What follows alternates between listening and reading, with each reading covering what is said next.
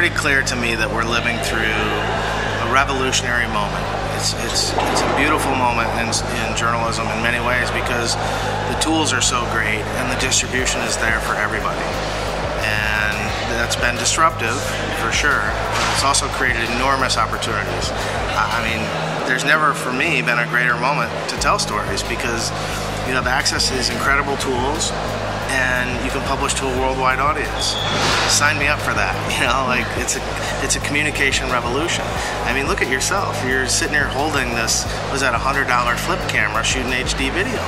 It's pretty remarkable that we have these new capabilities. I come from the documentary still world, and the idea of a single picture trying to create change. I mean, it's certainly been done before. We have great historical examples of that, and still photography is a wonderful, powerful, tool, and I don't think it's going to go away. Even in a linear cinematic playback world, the still picture still kicks ass. It still rocks, right? It still does its job. But in many ways it lacks the kind of context that I want to bring to stories. So what I tell photographers is don't just take someone's picture, give them a voice.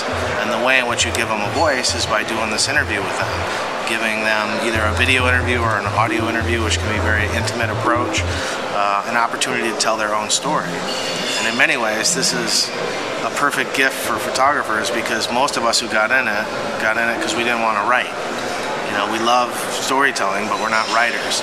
And what's so great about that process is you ask a couple questions, you shut up, and the subject will tell you their story and give you, a caption on steroids by laying out for you the narrative.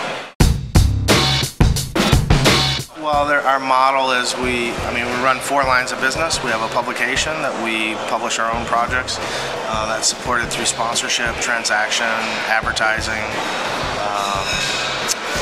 Our second model is as an agency, so we represent the projects that we produce. We have the distribution rights to those, and when we license those projects, we then share revenue back with the artists that we work with to create them, 50-50. The third thing we do is we're a production company, so we work for other media companies, NGOs, not-for-profits, one corporate client.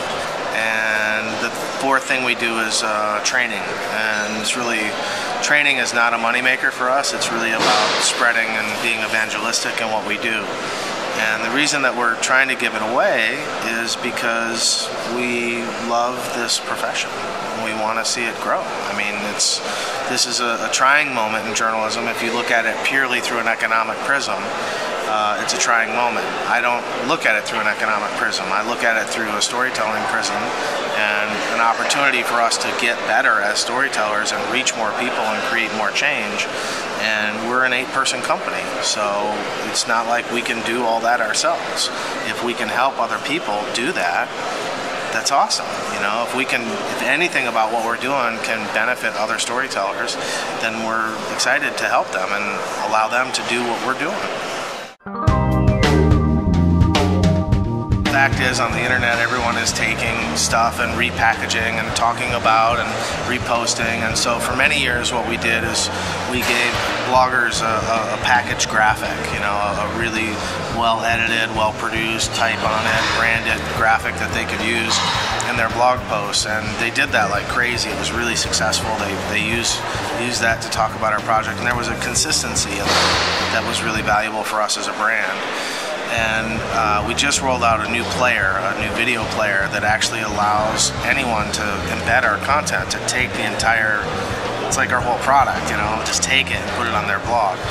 And it's still us, it's still branded us, we can monetize it. We have pre-roll video ad capability in it, it's still branded Mediastorm, but it also has all of our capabilities inside it. Your ability to share it, the about text, you can embed from an embed, which I always love to say, because it just sort of is the idea that a project would go viral. And so I think within 6 months, more people are going to be watching Mediastorm projects not on our website, not at Mediastorm.com, but somewhere else. I think we'll have more playback in other places. And so we've built this really, I think, pretty innovative player, and we're actually now licensing that player to other clients. So we've become a software company now. We're selling the software as a service.